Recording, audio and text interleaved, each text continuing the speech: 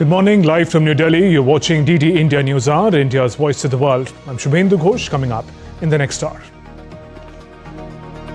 National Investigation Agency makes breakthrough in Red Fort area blast case with arrest of alleged suicide bomber's aide. External Affairs Minister S. Jaishankar to meet Russian counterpart Sergei Lavrov in Moscow, leads Indian delegation at SCO meeting. Dhaka under tight security ahead of tribunal verdict against ex-Prime Minister Sheikh Hasina. Her party Awami League's call for a complete shutdown continues on second consecutive day. US President Trump hints at possible talks with Venezuelan counterpart after US designates a cartel that it claims Maduro runs as a foreign terrorist organization. In sports, India's Dalal wins GT Open Indoor World Series men's compound title in Strassen.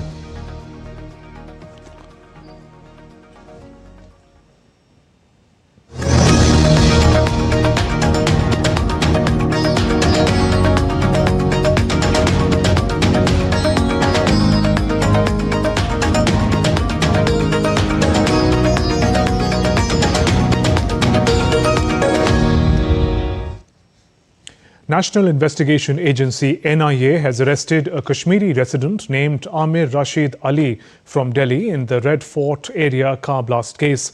According to the agency, Rashid reportedly conspired with alleged suicide bomber Umar Nabi to carry out the terror attack, which claimed 10 innocent lives and left around 25 injured. NIA said the car involved in the attack was registered under his name. The anti-terror agency has also seized another vehicle which belongs to Nabi. The vehicle is being examined for evidence in the case. NIA has examined 73 witnesses so far, including those injured in the blast. The agency is working in close coordination with Delhi Police, Jammu and Kashmir Police, Haryana Police, Uttar Pradesh Police and various other agencies. The agency said it is pursuing multiple leads to unearth the larger conspiracy behind the bombing and identify others involved in the case. India's External Affairs Minister S. Jaishankar will meet his Russian counterpart Sergei Lavrov in Moscow on Monday to discuss a range of key bilateral and international issues. Jaishankar is visiting Moscow for the two-day SCO Heads of State Council meeting beginning today. During the visit, Jaishankar is also expected to virtually inaugurate new Indian consulates in Kazan and Ekaterinburg, key emerging hubs for technology and strategic cooperation. The engagement precedes President Vladimir Putin's anticipated visit to India in early December for annual summit with Prime Minister Narendra Modi. The Indian Air Force is participating in the 8th edition of bilateral air exercise Garud 25 in France from Sunday till 27th of November. The Indian Air Force is conducting this exercise with French Air and Space Force till 27th of November. The exercise aims to refine tactics and procedures in a realistic operational environment, also provides an opportunity for professional interaction, exchange of operational knowledge and sharing of best practices between the two air forces. During the exercise, Indian Air Force's Sukhoi 30 MKI aircraft operates alongside the French multi-role fighters in complex simulated air combat scenarios, focusing on air-to-air combat, air defense and joint strike operations. The Indian Navy is poised to script another milestone in its indigenous shipbuilding journey with the commissioning of Mahe, the first of Mahe-class anti-submarine warfare shallow watercraft on 24th November. Built by Cochin Shipyard Limited, Kochi, Mahe represents the cutting edge of India's Atmanirbhar Bharat initiative in naval ship design and construction. Compact yet powerful, the ship embodies agility, precision and endurance, qualities vital for dominating the littorals. With a blend of firepower, stealth and mobility, the ship is designed to hunt submarines, conduct coastal patrols and secure India's vital maritime approaches. With over 80% of indigenous content, The Mahe class showcases India's growing mastery in warship design, construction and integration. Minister of Commerce and Industry Piyush Goyal urged the plastics industry to take a decisive leap towards ensuring 100% reuse and recycling of plastics in line with India's national sustainability goals and growing global demand for circular and environmentally responsible products. He was addressing the Export Excellence Awards ceremony and Platinum Jubilee celebrations of the Council in Mumbai on Sunday. Piyush Goyal emphasized that India has the capacity and capability to emerge as a world leader in sustainable plastics manufacturing. He also called upon the industry to invest in advanced technologies, innovative materials and responsible production practices that reflect India's commitment to a greener and more sustainable future. The minister presented 148 Export Excellence Awards to distinguished exporters for their achievements during 2023-24 and 24-25 fiscal. Moving on, Prime Minister Narendra Modi reviewed the under-construction bullet train station and the high-speed rail corridor in Surat, Gujarat. The ambitious project is considered the foundation of India's modern transportation revolution. Prime Minister also interacted with the workforce at under-construction bullet train station in Surat. Here's more. Bullet train है पहचान हमारी, ये उपलब्धि है मोदी जी आपकी और हमारी. Prime Minister Narendra Modi carried out a detailed review of the progress of the Mumbai-Ahmedabad high-speed rail project in Surat. This ambitious project is considered the foundation of India's modern transportation revolution. The Surat station will serve as a key hub on the entire corridor. Multi-modal connectivity is being created here by integrating metro, bus and local transit systems. Significant progress has been recorded on the 508-kilometer high-speed corridor. Of the 465-kilometer of viaducts, nearly 326 kilometers have been completed. 17 out of 25 river bridges are ready. Track work is progressing rapidly in the Surat-Bilmora section. These milestones highlight India's engineering capabilities and the new strength of mega infrastructure development. Once completed, the journey between Mumbai and Ahmedabad will take just 2 hours. This will give a major boost to trade, tourism, freight movement and regional development. The Prime Minister's inspection is being seen as a reaffirmation of the government's commitment towards the vision of a developed India. During the visit, Prime Minister Modi also interacted with the workforce. The workers said they felt honored to meet him and that his words motivated them to work even better. आज प्रधानमंत्री sir से हम लोग का मुलाकात हुआ तो sir ने मेनली जो बात किया अपना देश के लिए काम करने के लिए इनकरेजमेंट किया. हम लोगों को बात करके हम लोग तो एक्चुअली बहुत नर्वस थे लेकिन ऐसा बात करके लगा ही नहीं कि प्राइम मिनिस्टर से बात कर रहे हैं. इतना ही घुल मिल के हम लोगों से बात की है. हमारा ड्रीम है ये बुलेट ट्रेन प्रोजेक्ट और उसमें सर आए हम मेरे से इंटरेक्शन किया, मेरे से सुरक्षा के बारे में बातचीत की. मोदी जी ने हमको ये भी संदेश दिया कि जैसे कोई भी काम हो, जो भी उसमें काम में गलती हुई है तो हमको वो लिखना है ताकि हम अच्छे से उसको सुधार सके. आज मेरा ये प्राउड मोमेंट और ड्रीम मोमेंट था प्रधानमंत्री मोदी जी से मिलने के लिए और उनके साथ इंटरेक्शन हुआ था. उन्होंने डिज़ाइन और प्लानिंग इम्प्लीमेंटेशन के बारे में पूछा था कि हम लोग कैसे करते हो और कैसे उसके रिकॉर्ड्स मेंटेन करके फ्यूचर प्रोजेक्ट्स के लिए वो काम आएगा कि नहीं. और इस बात का मुझे बहुत अच्छा लगा उनके साथ जो इंटरेक्शन हुई थी एंड मैं उनको एक एक्सप्लेनेशन भी दे पाई थी कि हम डिज़ाइन और ये इम्प्लीमेंटेशन कैसे करते हैं और बहुत खुशी हुई है. Prime Minister's visit to Surat and his inspection of the progress of the bullet train project here is a major milestone in the way India travels and also a major milestone in the dream of a developed India by 2047. In Surat, Gujarat, with camera person Radhakrishnan Tiwari, I'm Akshay Dongre, DD India. And today is a special day for Assam and India as Chief Minister Himanta Biswa Sarma is set to sign an MOU with British Museum to bring back home the sacred Vrindavani Vastra under a loaning arrangement. The priceless silk textile woven in the 16th century is expected to return home in 2027. Sarma said that for the next couple of years, a museum will be built to preserve it with utmost care. State-of-the-art facility will also display other valuable artifacts borrowed from museums worldwide. Sarma said development and heritage continue to be pillar of the governance agenda. Bihar's Chief Electoral Officer Vinod Singh Gunjal handed over the list of 243 newly elected members of the State Assembly to Governor Arif Mohammad Khan at Raj Bhavan in Patna. The list included names of all candidates, including 202 of the NDA, 34 of Mahagathbandhan, along with lawmakers from AIMIM, Indian Inclusive Party and Bahujan Samaj Party. Meanwhile, Election Commission of India has lifted the Model Code of Conduct from Bihar, 6 states and 1 union territory following the conduct of assembly polls and by-elections. The Election Commission wrote a letter to the Cabinet Secretary, Government of India, and the Chief Secretaries of the respective states to inform them about the development.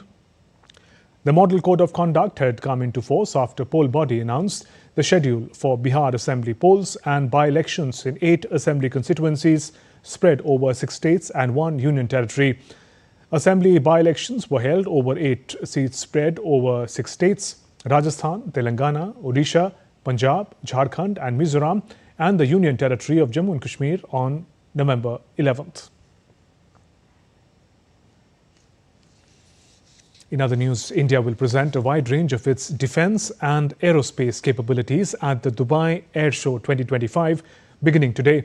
The Indian Air Force contingent comprising Surya Kiran Aerobatic Team and Tejas fighters will take part in the 5-day show. India Pavilion is also set up at the show, featuring stalls from HAL, DRDO and others. Apart from the pavilion, 19 Indian industries including Bharat Forge, BrahMos, Tech Mahindra and HBL Engineering will showcase their capabilities independently. In addition, 15 Indian startups will exhibit their products and solutions. The global event, with participation from over 100 air forces, aims to enhance interoperability, operational edge and foster military as well as business cooperation. Vice President of India, CP Radhakrishnan, called on media organizations to play a key role in nation building and help make India a developed country by 2047. Speaking at the Ramoji Excellence Awards 2025 ceremony, Vice President said the media must maintain true objectivity in the era of misinformation and social media dominance. Later, Vice President presented Ramoji Excellence Awards in 7 sectors, including rural development, science and technology. Earlier speakers highlighted Ramoji Rao's contribution to Telugu language, journalism and media. As we celebrate the Foundation Day today, we are reminded the great institutions are built not merely by capital or infrastructure, but by values, the values of integrity, dedication and excellence. India today stands at the forefront of a new global era, emerging as a knowledge-driven, innovation-led nation. With the combined strength of science, technology, and youth energy, India is scripting a powerful story of transformation. Let's now take a look at other stories making news. A fire broke out in a scrap shop near a bridge in Uttar Pradesh's Lucknow. Efforts to douse the fire are underway. No casualties have been reported so far. The cause of the fire is yet to be ascertained.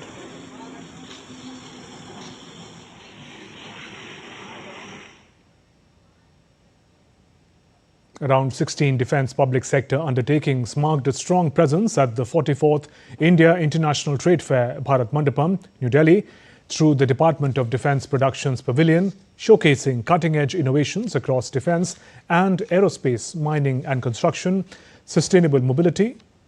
The pavilion highlighted strength and growing capability of India's defence manufacturing ecosystem. The Ministry of Rural Development's flagship Saras Ajivika Mela, organised in India International Trade Fair at Bharat Mandapam, New Delhi. The Mela aims to demonstrate the government's approach to support upliftment of rural women by providing them free stall, subsidized logistics, loans and providing access to digital marketplaces in order to help them go from being members of self-help groups into confident entrepreneurs.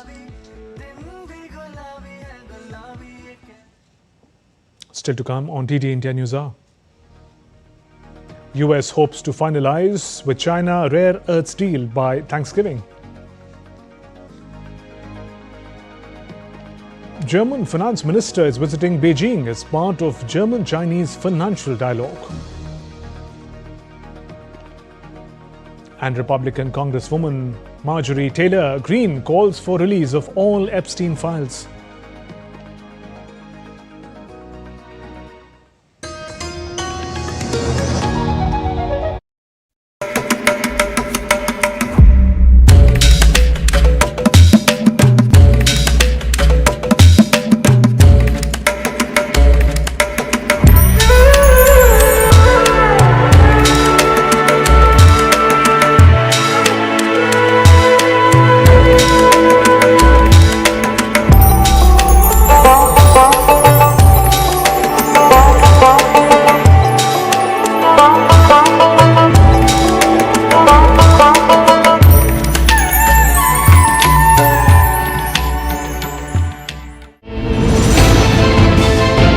Geopolitics and trade deals.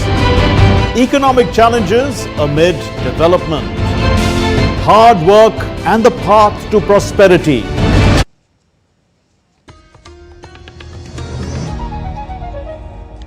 Welcome back. You're watching DD India Newshour. I'm Shubhendu Ghosh. Bangladesh has tightened security as the country's International Crime Tribunal prepares to deliver a verdict in a case filed against former Prime Minister Sheikh Hasina on Monday. The case relates to alleged crimes against humanity during protest in July-August 2024. Sheikh Hasina has denied all allegations against her. Bangladesh Court, International Crimes Tribunal, is set to deliver verdict on Monday in crimes against humanity trial of ex-PM Sheikh Hasina of Bangladesh. Hasina, former Home Minister Asaduzzaman Khan Kamal and ex-police chief Chaudhry Abdullah Al Mamun were charged under the International Crimes Tribunal Act. Let's have a look at timeline of the events in Sheikh Hasina's case. On July-August 2024, a mass student-led protest erupted in Bangladesh. Protests forced fall of Hasina's government by early August. On August 5, 2024, Hasina fled Bangladesh and went into exile.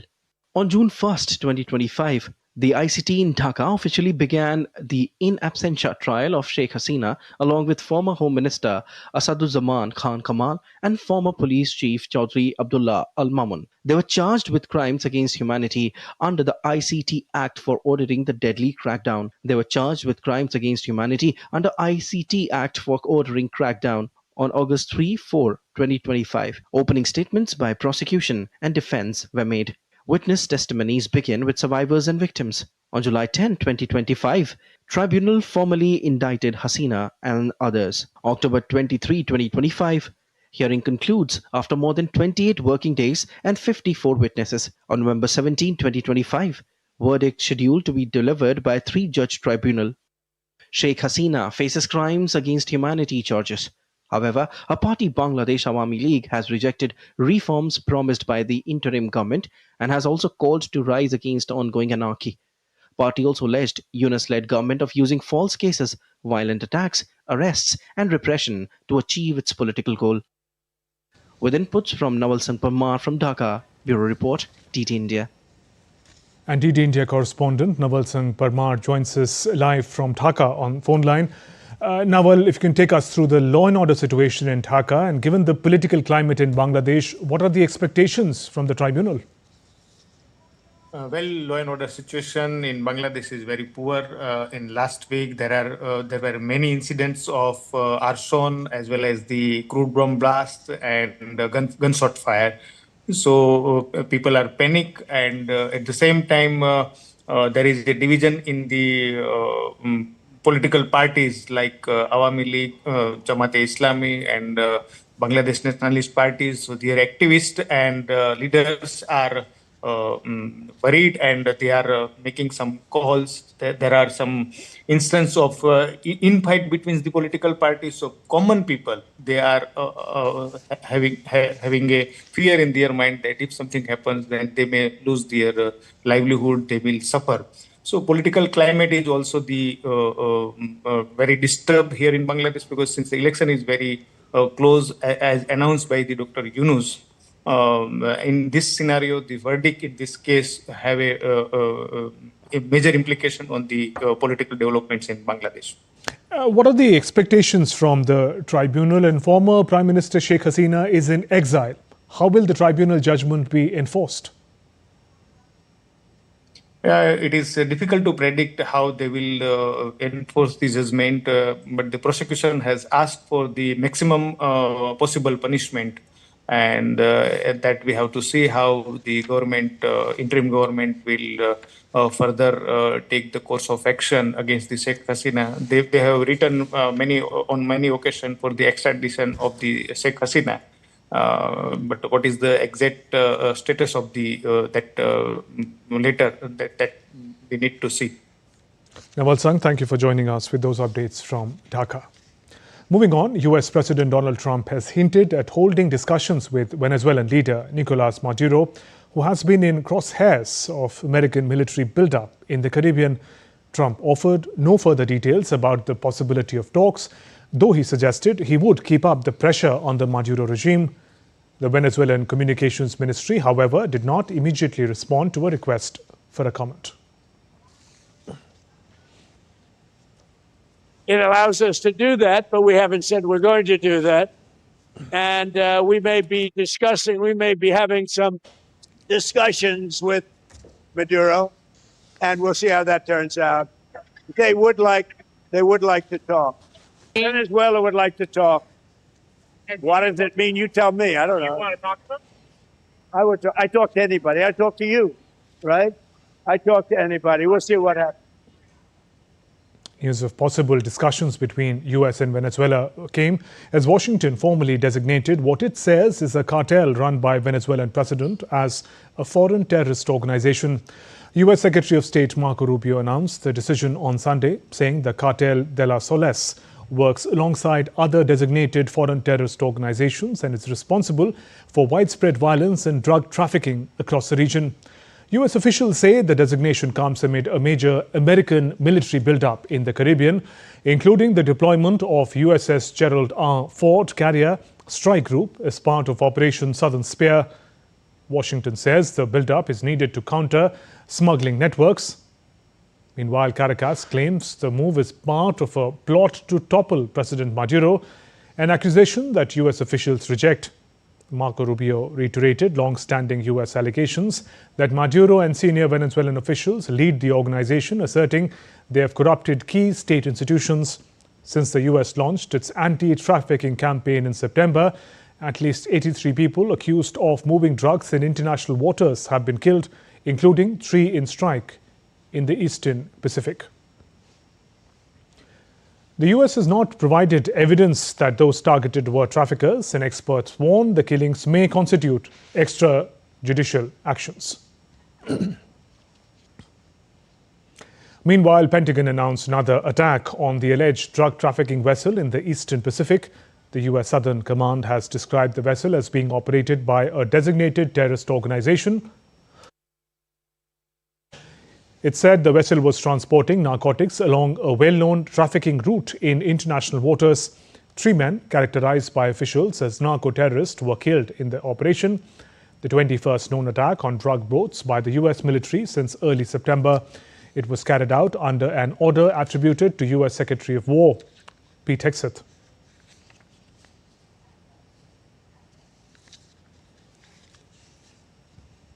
And DD India correspondent Akshay Dongre joins us with more.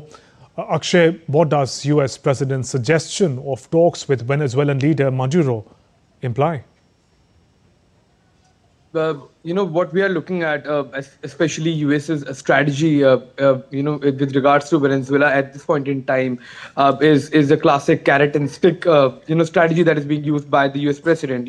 On one hand, he's saying that he's open to talks with the Venezuelan president Maduro, and on the other hand, the build-up is in a way, a pressure tactic to force the Venezuelan leadership to get into talks with the U.S. government, especially Donald Trump. Now, this can be regarding a range of reasons that includes the drug trafficking issue, the other kind of cartel-related violence issues that are.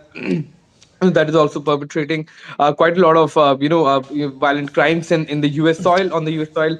So that is perhaps one of the political issues that US President Donald Trump would like to solve, be it the inflow of different kind of drugs, different kind of narco, other kind of narco objects that are getting into the US soil at a rapid pace, and what we are looking at, especially in the last 6 months, what we have seen is that the pressure keeps on building up. There have been several attempts by the US government to remove Maduro. There have been calls given by the US government for Maduro to step away from the leadership rules. Otherwise, there could be devastating action like war situation.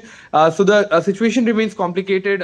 But this new strategy, after a long time, President Trump has suggested talks with Maduro, and that seems like the kind of pressure tactic that were earlier being made are not working out properly for the US. And it seems that a second, for after a long time, an olive branch is being given to Maduro. That there is an off ramp. You can get get into talks with the US leadership. Agree to their demands that they are making, and there can be sort of a stalemate or a ceasefire between the two countries. So that is what we are looking at right now, Shubhendu. And meanwhile, US targeting of alleged narcotics vessels in the Caribbean and Eastern Pacific continues. What reactions are you picking up from various stakeholders? Well, the US government will have to keep on doing something about the drug issue. It was not just a political issue, it's also a major societal issue there in the US. A lot of people, not only a lot of people are losing their lives, but also at large, it's costing the state a lot. But the issue of fentanyl, the issue of cocaine and other kind of narco drugs getting into the US soil have been an issue for a very long time, but especially in the last elections, a fentanyl issue was picked up by a lot of political stakeholders there, and Venezuela has been accused of being a major drug supplier to onto the US soil. The kind of attacks that are being carried out is a pressure tactic to also assure the electorate that there something is being done, action is being taken. That was a poll promise of Donald Trump. While that is happening, an off ramp is being given to Maduro that you can all this can go away. This can stop if you can just get into negotiations with the US and in a longer term get closer to the US in terms of trade, in terms of diplomacy and other areas. So that seems to be the larger message. But clearly, on one hand, talks are being offered, and on the other hand, built up to force Maduro to get into these talks. Akshay, thank you for those updates. Still to come on DD India Newshour.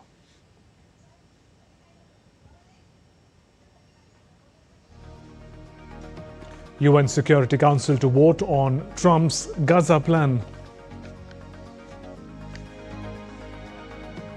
Iran says US is not ready for equal and fair nuclear talks. Fog in autumn leaves enfold Japan's famous Mount Fuji.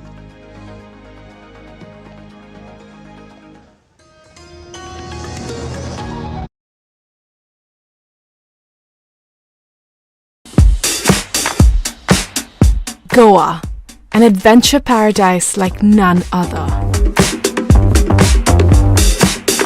From lush forests to rugged hills, from pristine ocean beach stretches to stunning lakes, there is something to explore in every corner of the state.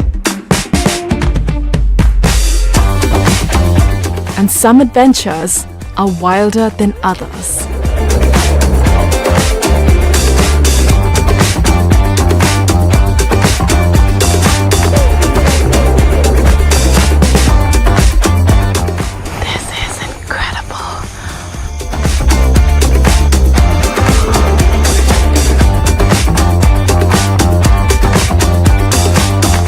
Watch postcards from Goa on National Geographic.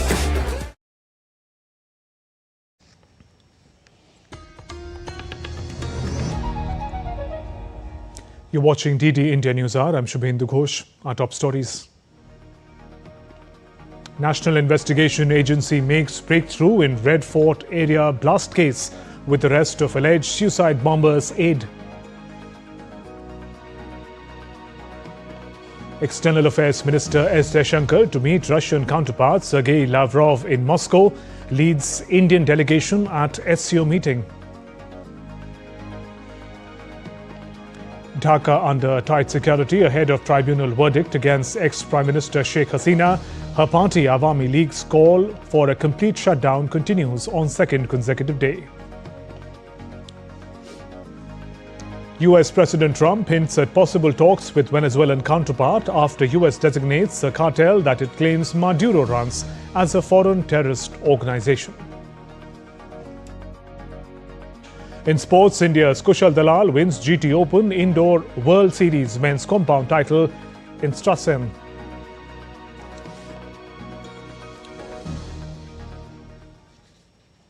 US Treasury Secretary Scott Bessent said on Sunday a rare earths deal with China will hopefully be done by Thanksgiving.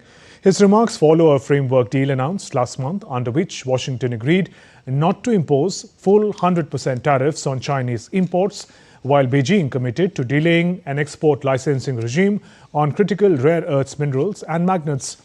Bessent said he was confident China will honor agreements on rare earths. Bessent also denied a recent report in the Wall Street Journal suggesting authorities plan to limit rare earths access for US firms with military connections. Germany's Finance Minister Lars Kinberl is visiting Beijing on Monday, becoming the first cabinet minister from the new coalition to visit China. The visit comes as Berlin faces widening trade gap, pressure to show control over its China policy. Kinberl will meet Vice Premier He Lafang as part of German-Chinese financial dialogue, discussing trade issues including Chinese limits on rare earths. The visit is politically significant at home, showing Berlin can gain a hearing in Beijing amid supply chain disruptions, falling exports, rising imports, and a record trade deficit of 87 billion euros, prompting calls for stronger China policy. After months of delay and despite resistance from US President Trump, the House will vote this week on whether to release more files from the case of convicted sex offender Jeffrey Epstein. US House of Representatives Speaker Mike Johnson said on Sunday he believed the approaching vote on releasing Justice Department files related to Epstein should help put to rest allegations that Trump had any connection to the late sex offender's abuse and trafficking of underage girls. Republican Congresswoman Marjorie Taylor Greene has reiterated her stance of releasing all the files related to the deceased sex offender and said that she would stop using toxic rhetoric after President Trump called her traitor and announced that he would not back her.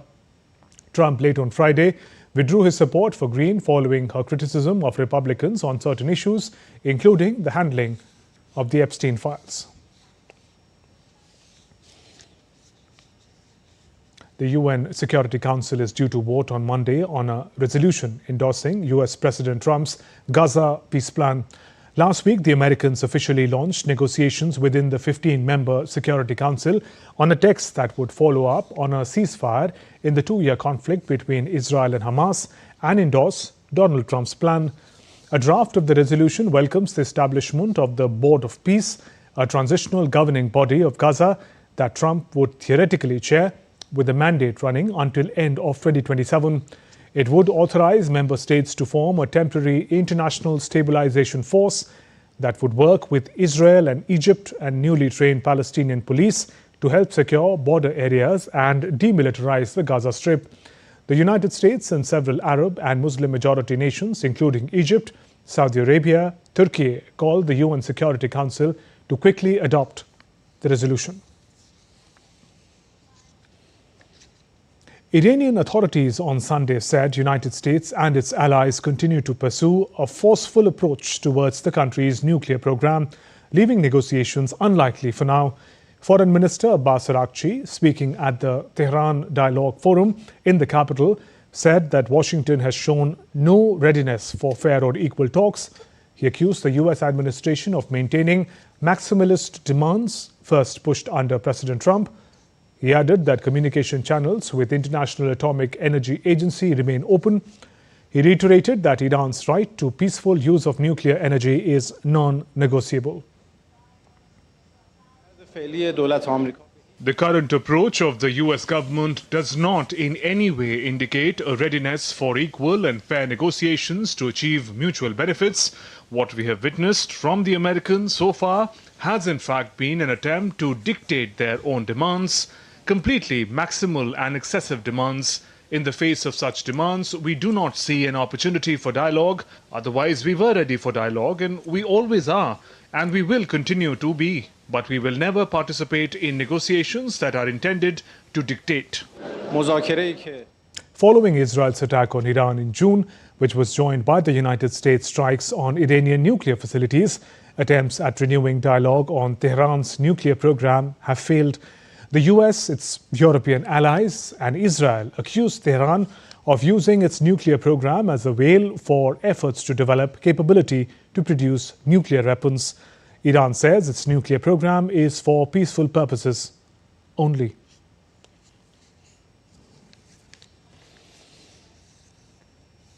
In other news, Britain will drastically reduce protections for refugees and end automatic benefits for asylum seekers, the Labour government announced late on Saturday.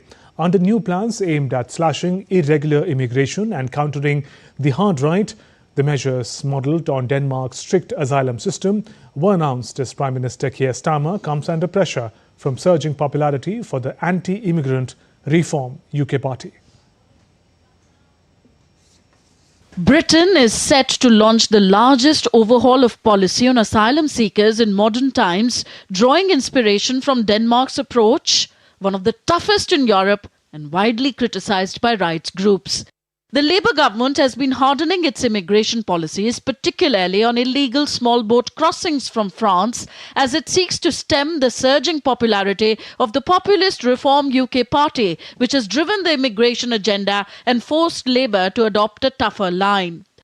This country has a proud tradition of welcoming those fleeing danger, but our generosity is drawing illegal migrants across the channel. The pace and scale of migration is placing immense pressure on communities. I will end UK's golden ticket for asylum seekers. As part of the changes, the statutory duty to provide support to certain asylum seekers, including housing and weekly allowances, will be revoked. Taxpayer-funded support will be prioritised for those contributing to the UK economy. Length of the refugee status would be cut to 30 months. Presently, those given refugee status have it for 5 years, after which they can apply for indefinite leave to remain in the UK and eventually apply for citizenship. Measures will apply on those asylum seekers who can work but choose not to, and to those who break the law. The Interior Ministry added that these measures will be regularly reviewed and refugees will be forced to return to their home countries once they are deemed safe. Shabana Mahmood is expected to provide further details on Monday about the measures, which the Home Office says are designed to make Britain less attractive to illegal migrants and make it easier to remove them. More than 100 British charities wrote to Mahmood, urging her to end the scapegoating of migrants and performative policies that only cause harm, saying such steps are fueling racism and violence. Polls suggest immigration has overtaken the UK economy as voters' top concern. Asylum claims in Britain are at a record high, with some 111,000 applications made in the year to June 2025, according to official figures. And some 109,343 people claimed asylum in the UK in the year ending March 2025, a 17% rise on the previous year and 6% above the 2002 peak. Tanvi Taneja for DD India. Ukraine's President Volodymyr Zelensky is in Paris in a new bid to secure weaponry against Russian missile and drone attacks. Zelensky's visit is part of a brief tour of his Western allies that saw him seal an energy deal with Greece on Sunday and will include a visit to Spain on Tuesday. The Ukrainian leader has said that a major deal with France will be announced soon. It was not known if that would be finalized in his talks with President Emmanuel Macron. Zelensky and Macron will then go on to a forum at the Élysée Palace on joint production of drones. Zelensky's ninth visit to France since the conflict in 2022 comes as his government battles a new corruption scandal, this time involving its energy firms. A tragic accident occurred at a copper mine in southeastern Congo on Saturday. Around 32 people died when a bridge collapsed at a semi-industrial mine in southeastern Congo. The country's artisanal mining agency reported that the incident occurred in Kalando mine in Lualaba province. Congo's artisanal and small-scale mining support and guidance service said the collapse happened when panic erupted, allegedly after soldiers stationed at the site fired shots. In the chaos, miners fell and were crushed as they scrambled over one another. The Initiative for the Protection of Human Rights is urging an independent inquiry into the role of the military, pointing to reports of confrontation between the troops and the miners. Chile's presidential election will go to a runoff vote in December between the Communist Party and the far-right candidate. After the first round on Sunday produced no outright winner, the Communist Party's Jeanette Jara from the governing coalition narrowly won the first round, followed closely by far-right candidate Jose Antonio Cast. Jara vowed to strengthen immigration controls, pursue organized crime by lifting banking secrecy laws. Jara, who would become Chile's first Communist Party presidential finalist, promised to bolster police forces and implement preventive measures. Chilean President Gabriel Boric congratulated both Jeanette Jara and Jose Antonio Cast after the two candidates advanced to the runoff. The results set up a December 14th runoff between the two political extremes. 8 candidates competed in the Sunday's first round. Although none of the candidates achieved the 50% plus one vote needed to win outright, the campaign was dominated by voter concerns over crime and immigration, issues that have reshaped Chile's political landscape.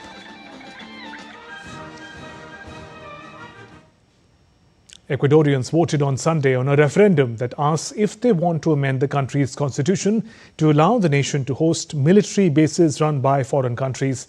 Nearly 14 million people cast ballots on Sunday in a referendum that also asks whether to reduce the number of lawmakers.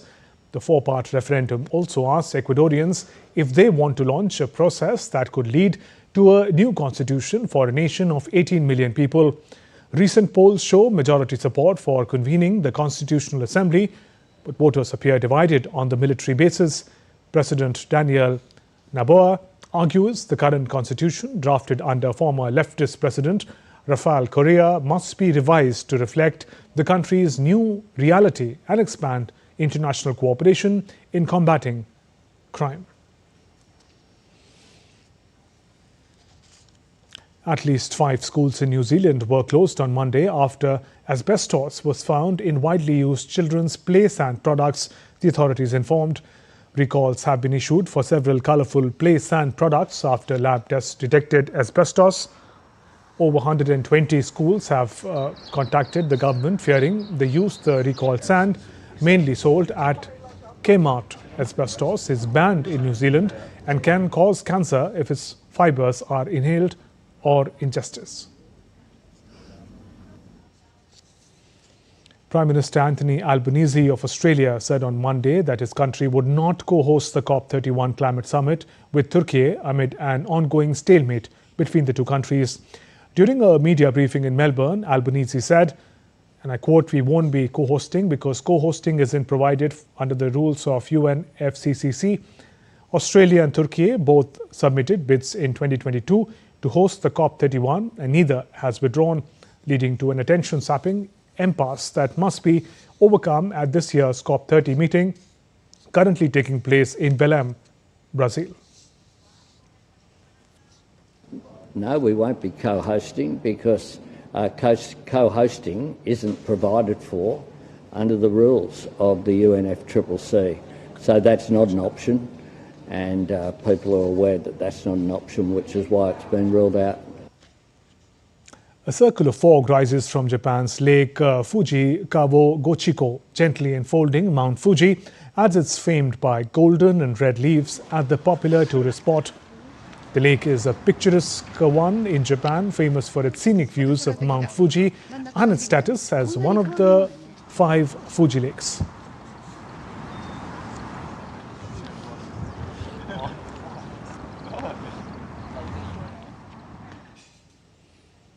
Still to come on DD India Newshour.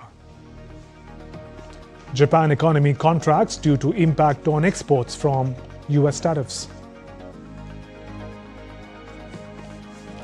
Italy's Yannick Sinner retains his ATP finals title, beats world number 1 Carlos Alcaraz.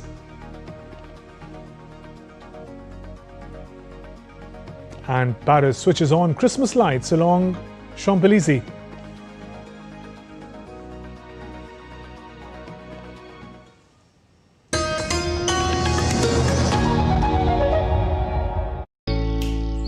Jharkhand will mesmerize you with majestic nature, rich heritage and colorful culture. Hello.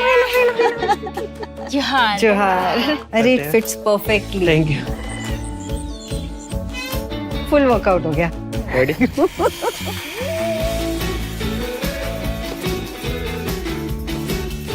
Postcards from Jharkhand on National Geographic.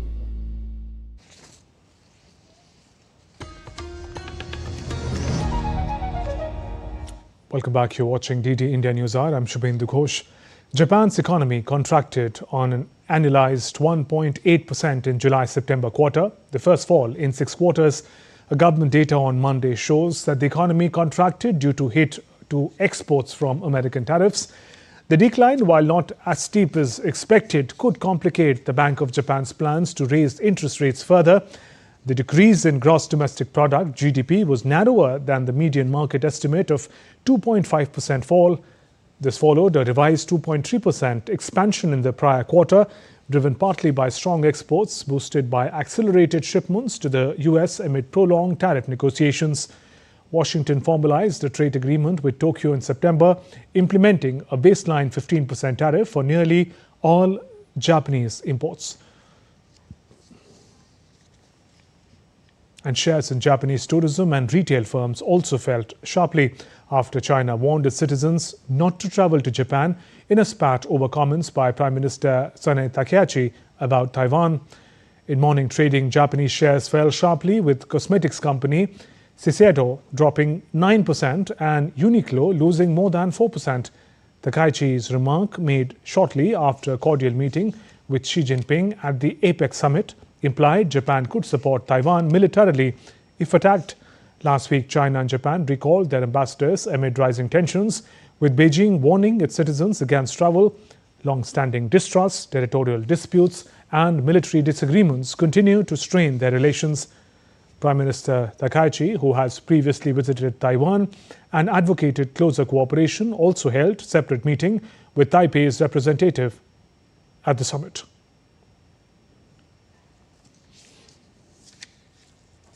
You're watching DD India Newshour, and time now for all the action from sports. Indian archer Kushal Dalal wins the GT Open Indoor World Series title in men's compound category in Sossen, Luxembourg.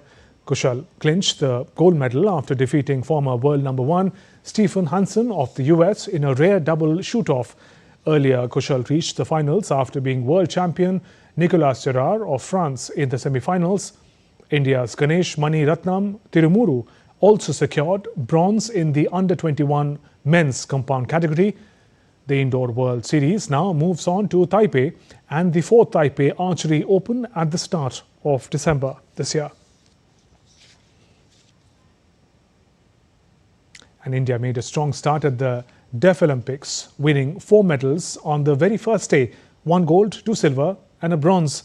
In the men's 10-meter air rifle event, Dhanush Srikanth won gold with world record score of 252.2 points, while Mohammad Vania took silver. In women's 10-meter air rifle, Mahit Sandhu won silver after scoring 250.5 points, just behind Ukraine's Lyukova Violeta. Komal Miland Vagmare added a bronze to 228.3 points. The stellar performances shows India's growing strength in shooting at Deaf Olympics.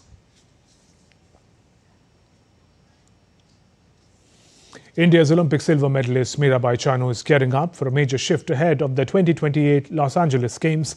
With the 49 kg category removed from the Olympic roster, Chanu will now transition to the 53 kg weight class.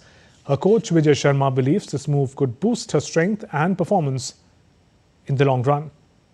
Speaking at the Delhi Sports Journalists Association Annual Awards, the champion lifter said she's ready to adapt and is determined to bring home another Olympic medal for India.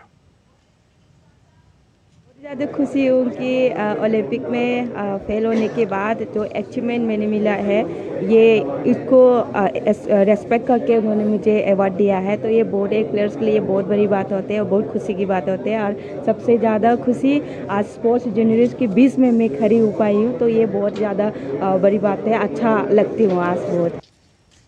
Mirabai's coach Vijay Sharma praised the journalists for covering and supporting the journey throughout of the champ and expressed gratitude for being honoured by Delhi Sports Journalists Association. एक अच्छी feeling आ रही है और बहुत ज़्यादा खुशी महसूस हो रही है कि क्योंकि जो हमारे पहले दिन से जो स्पोर्ट्स जर्नलिस्ट हैं उन्होंने शुरू से आज तक हमारी जर्नी देखी है, अप्स भी डाउन्स भी सब कुछ, और अप्स में भी हमारा साथ दिया और जब हम डिप्रेस फील कर रहे थे उस समय भी उन्होंने हमें हमारा साथ देके हमें मोटिवेट किया। और ख़ासकर जो पत्रकार बंधु हैं उन्होंने हमें वेट लिफ्टिंग को सारी दुनिया को जानने के लिए बहुत मदद की है, उसके लिए मैं बहुत धन्यवाद करता हूँ। और आज जो मुझे सम्मान दिया उसके लिए मैं तहे दिल से आभारी हूँ। In tennis, Italy's Jannik Sinner retained his ATP final title, battling past Spanish world number 1 Carlos Alcaraz 7-6, 7-5 in the finals on Sunday. Alcaraz earned the only break point in the first set, but Sinner held strong, won the tie-break, later closed the match when Alcaraz failed to hold serve. Sinner couldn't finish the year as world number 1 because Alcaraz won all 3 round-robin matches, but the Italian still won the season's final event after reaching all 4 Grand Slam finals in 2025. Sinner's win in Turin earned him a record $5 million in prize money. Portugal clinched their 9th World Cup berth by dominating Armenia 9-1 in Porto on Sunday, completing a perfect Group F qualifying campaign under coach Roberto Martinez. Bruno Fernandes and Joao Neves each scored hat-tricks to fuel the rout, despite Cristiano Ronaldo's suspension, paving the way for his record 6th tournament appearance in 2026 across the United States, Canada and Mexico. The victory highlights the team's depth, blending veterans and young talents like 20-year-old Neves. Christmas illuminations went live on Paris's iconic Champs-Élysées as the French capital welcomed the festive season. Trees on one of the most famous avenues in the world were illuminated with a wave of lights radiating and switching colors all the way to the Arc de Triomphe.